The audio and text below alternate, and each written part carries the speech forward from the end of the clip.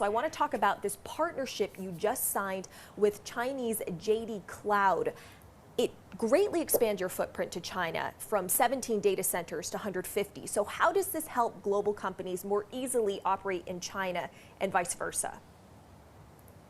I think that what we're seeing is China's economy is starting to come back, and it was important to make sure that as that happened, that the rails to make sure e-commerce could continue were in place. And so we're excited about the partnership with JD Cloud. And I think as you suggested, there are two opportunities. One is to help companies that are outside of China sell into the enormous Chinese market.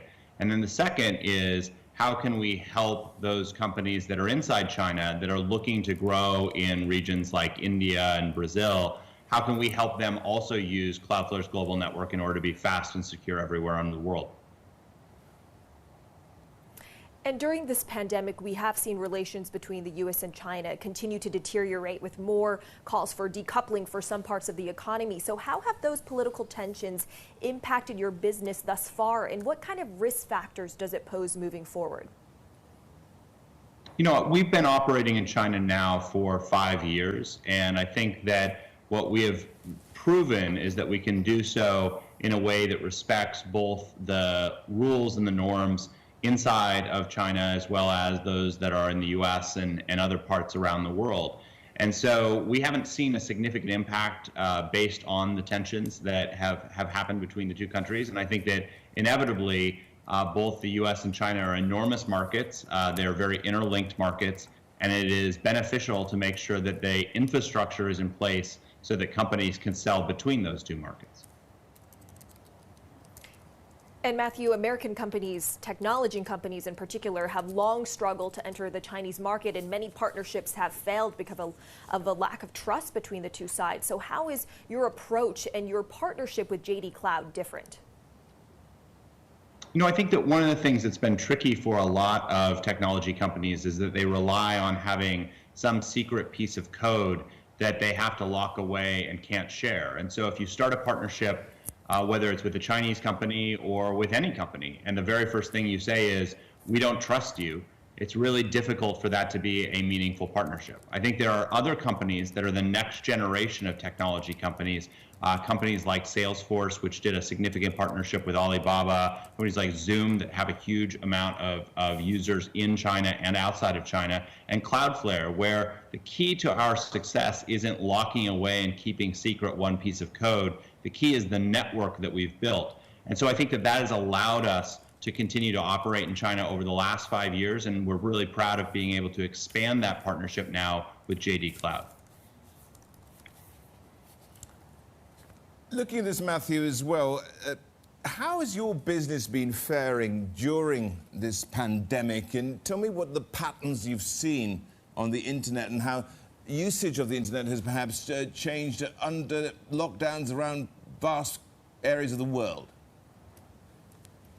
Well, you know, I think that the obvious superheroes in this crisis are the medical professionals and the scientists that are helping treat the sick and search for a cure. But the sort of faithful sidekick in all of this, the thing that has made this us still able to do some work as businesses around the world, has been the internet. And at Cloudflare, we have been the guardian of the internet and making sure that it continues to function reliably globally. And so we've seen massive increases in internet usage, on average 1.6 times what is normal. We've seen more growth in internet traffic across our network in the last 12 weeks than we did in the previous 12 months.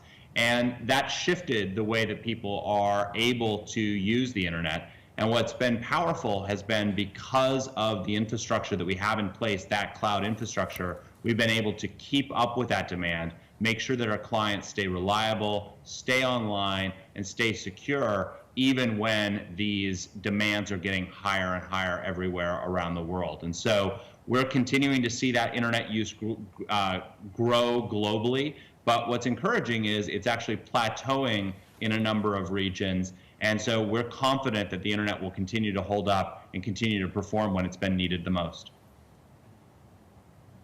Matthew, also talking about trends. I mean, that's volume of internet traffic, but are you seeing any particular trends which are standing out for you here?